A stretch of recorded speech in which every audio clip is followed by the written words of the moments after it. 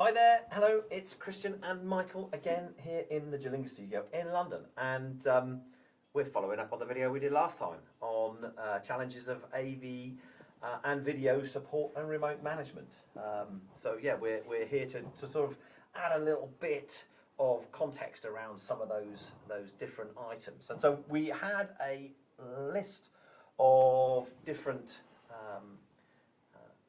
things that we came up with last time. So I think budget was one, existing estate was another, not on the network, ownership, support process, and governance and process. So we're not going to actually address all of these in this video. We're just going to go with a couple of them. So we're going to start with budget. Which you brought up, Michael, I think in the first. Yeah, and I think just to go back to that previous video, the overall question we were wanting to address through a series of these topics was, challenges of AV and video support and remote management, and these are what we think are the core, or some of the core things that might be worthwhile discussing. Yeah, and so again, as we've said before, do comment and add your thoughts, and we will address those in future videos. So the budgeting piece, I do think, was really important. Many organisations that I've worked with don't actually understand what they need to achieve and how costly that might be. They don't have in-house AV design teams for them to be able to develop their designs. Some do, obviously. I think we've both seen organisations which have in-house AV design teams, but often you'll get a consultant externally as you're heading into a move or a change in your organisation, and that's the only time you look at budgeting, which I don't think necessarily works particularly well, because I think we've seen IT as a line through your organisation now. Yeah. But actually AV needs to be that line through your organisation so that your budget is consistent. You're developing new solutions and you're developing standards, etc. all the time, just like you would with your IT stuff. Sure. So if you don't have that in place, that budget can be a challenge. Yeah, I'd agree with all of that. Yeah, and I think from our side, as I said in the previous video, because what we do, that software piece around remote monitoring and control, because it's such a new thing to most organisations, they just don't have a budget for it because they've never spent money on it before. So we've got to help them, find a way to address that, and that really comes out throughout the sales process. And this is where we take a deep dive into their existing organisational setup and spend, because that's where we start to identify where they're often hemorrhaging costs on things like AV and UC support, because they might already be spending a lot of money on it, but has that improved the user experience? Well, they don't have a software telemetry system to know whether it is or it isn't. It's word of mouth, and it can be the same people in an organisation that get exercised about certain things. So. I think that the budget piece is really important, but how do we piece it together for a client? So one of them is looking at, user experience as it stands today, and whether they're getting value or not. The cost of things like support, but also what is the cost of a failed meeting? And I know in the industry we've been talking about this for years, but if you've got a bunch of lawyers that are charging £1,000 an hour sat around a table, and it doesn't work for the first 10 minutes, the video doesn't work for the first 10 minutes of almost every meeting, at the end of the year you've hemorrhaged a lot of money. There's the cost of the real estate in a big city. It costs money to have that real estate.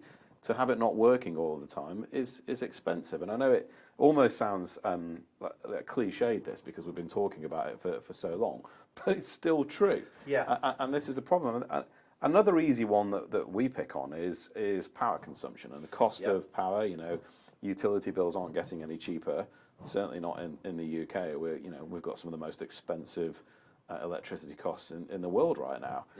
But around the world, it's still a big consideration, and certainly the size of organisations that we're predominantly selling to, we are saving our customers between 45 and 50% of their energy bills relating to the devices that we're communicating with and controlling.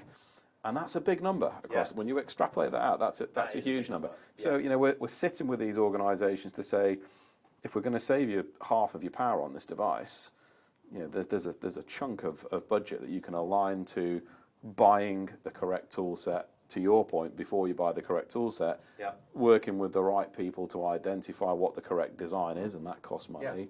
So that's how we address the budget piece.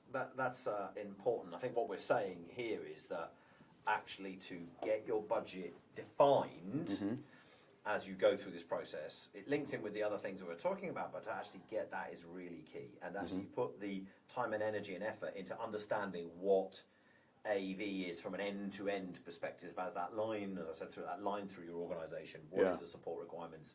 What are the installation requirements? What are the different types of room? How are you going to test them? How do you test all of those things together? And that's going to build a timeline. That's going to have a cost to it. That's going to, you know, your testing processes, all those budget pieces. And I do think that not having that internal team to be able to help develop that. If you don't have those, there are people, myself out there, that you can reach out to, and we're going to help you build those budgetary costs. But it is really, really key to understand that. I think the next part that we actually came to and we decided was existing estate. And I think that understanding and knowledge of your existing estate would certainly help you with that budget. Certainly from your perspective, I think understanding what's working, what's not. And this is probably why we have, you know, we put budgeting as a challenge, because this piece is a massive challenge. Most organisations, you know, a very small organisation, it's very easy for them to keep a handle on what they've got and where it is. A very large multinational organisation, you're relying on geographically dispersed teams to follow a process, to record, you know, the data in a certain way, store it in a certain place, and that's often where it falls apart. I mean, this isn't a sales pitch for Utelogy, but one of the big parts of our platform that is most loved is the asset management piece. Having all of your information in one place. What devices have I got in what room, in what building, in what city, in what country, yada yada yada, and then everything that attaches to that that's pertinent, all of the you know, schematics, designs, photographs of the rooms, anything that's worthwhile attaching to that. Because if it's going to be used as a support tool, the person using the support tool, speaking to someone who has a problem, why not give them all of the relevant, pertinent information to help them fix their problem? You know, customers love that bit, and we sit and talk to it, and they typically have a good handle on it. If you're sat in a hub of a customer, Washington, New York, London, wherever, they've got teams. Certainly the bigger customers, they've got the teams, they're well on top of it. And then you say, okay, well, you know, what have you got in Jakarta? Shall we send somebody to Jakarta to go and have a look? I'm happy to go to Jakarta. You joke about it, but that's I've done it. But that's what happens. Exactly. A human has to go and record it, because the gentleman or lady that was responsible for doing that, well, they left the business, or they didn't save it where we thought they did, or it's in the wrong format.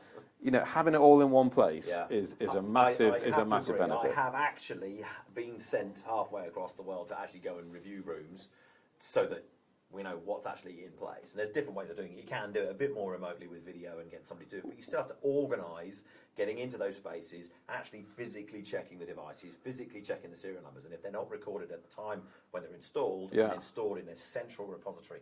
This is another thing that actually, with understanding that estate, that comes into some of the other pieces we talked about support, etc. The management of that. Now, your solution from a software platform actually can keep that updated, but still somebody's got to manage that piece. If a drawing changes because you found that a device doesn't work particularly well, it keeps failing, you need to replace it, all of those drawings need to be updated, and they all need to be uploaded there. So actually there's an overhead in that estate management that I think is key, that gets forgotten often, not all the time, but often it's forgotten, and because it isn't built into that budgeting for long-term usage and how you need to support these things, you know, it drops off the radar, and then we end up in a situation where nothing's stored.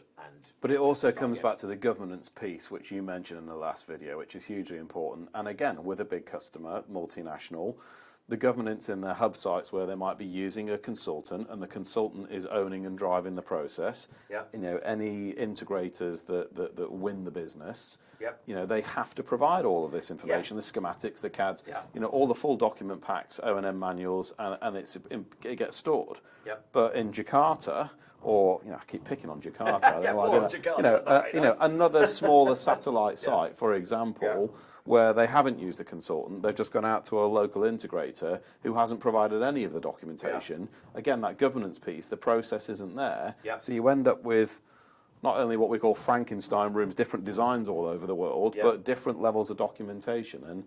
And it's about having it all in one place if you're Yeah. going to get any value from it. And so I think that, you know, those two that we've highlighted there in Yeah. this video, the budget, obviously, it's key to make sure that you get your budgeting right, Mm-hmm. but you've got to understand all of those things that you've got to actually cover in that budget, and it's new, Mm-hmm. Yeah. so it might take a difficult conversation with the C-suite as like, we need to do these things. Yeah. And then obviously you've got to continue that management of your estate. Yeah. Once you've done it, even if you do it now, the next piece is you've got to make sure that you continue that management on into the next piece. We joke about it. I can think of at least 3 purchase orders that we haven't got yet from customers that have committed months ago to buy our solution because they're in that process of flying humans all the way around the Yeah. world And then not to, at that point. to review Yeah. hundreds of rooms. And I think that does again come back into that whole thing is ownership, but it's understanding that this is the responsibility that an organisation has to take responsibility for Yeah. these things. Yeah. And I think that's the key point that we're finding here is that actually it has to be the organisation that takes responsibility for those things. There's lots of resources out there, like myself and other consultants, that can help you with that, but you do have to take that responsibility as the first step. Yeah. So, look, I Agreed. think that's really interesting. That's really great. Let's wrap it up there. Yeah, we'll come back and we'll discuss some of the other items that are on our list. But again, thank you very much for watching. From Michael and myself, have a great week. Bye.